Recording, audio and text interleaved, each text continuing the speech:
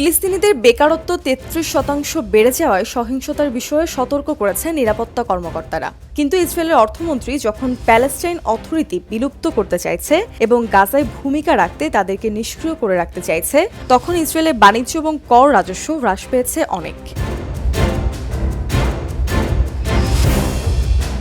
হামাসকে শক্তিশালী করে ফিলিস্তিনি কর্তৃপক্ষকে দুর্বল করে রাখার ইসরায়েলি ধারণাটি ৭ অক্টোবর ভেঙে পড়েছে।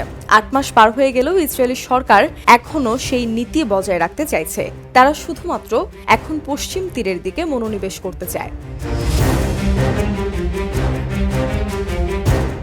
বিভিন্ন কারণে যখন পিএ দুর্বল হতে চলেছে, তখন মন্ত্রীদের কর্মকাণ্ডের ফলে, বিশেষ করে অর্থমন্ত্রী বেজালেল স্মোট্রিচের কর্মকাণ্ডের ফলে হামাস ও অন্যান্য ইরানপন্থী গোষ্ঠীগুলো আরও শক্তিশালী হয়ে উঠেছে।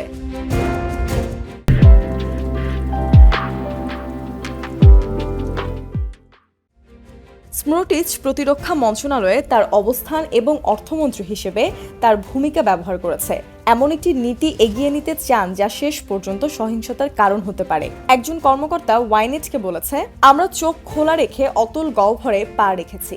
অন্যান্য কর্মকর্তারা সতর্ক করেছে যে স্মোট্রিচের দ্বারা আরোপিত অর্থনৈতিক ব্যবস্থার বেশিরভাগই পিএ এবং নিরাপত্তা পরিষেবাগুলোকে প্রভাবিত করছে।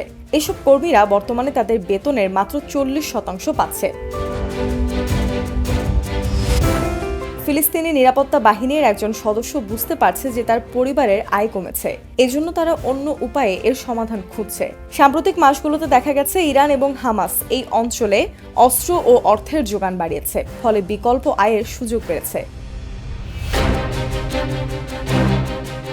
যুদ্ধ শুরু হওয়ার পর থেকে ফিলিস্তিনি শ্রমিকদের ইসরায়েলে প্রবেশ নিষিদ্ধ করা হয়েছে। ফলে জনসংখ্যার একটি অংশ, যার সংখ্যা ১.৫ লাখ, এরাই ছিল স্থানীয় অর্থনীতির চালিকা শক্তি। তারা এখন কাজের বাইরে। পশ্চিম তীরে বেকারত্বের সংখ্যা বেড়ে দাঁড়িয়েছে ৩৩%।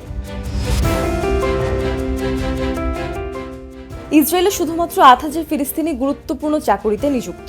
শুধুমাত্র তাদেরকেই সীমানায় প্রবেশে অনুমতি দেয় তারা। এছাড়া আরও ১৮,০০০ জনকে পশ্চিম তীরের অবৈধ বসতিতে কাজ করার অনুমতি দিয়েছে। তাই ইসরায়েলের ভেতরে ফিলিস্তিনিদের কাজ করার প্রয়োজনীয়তার উপর অবৈধ বসতিগুলো টিকে আছে।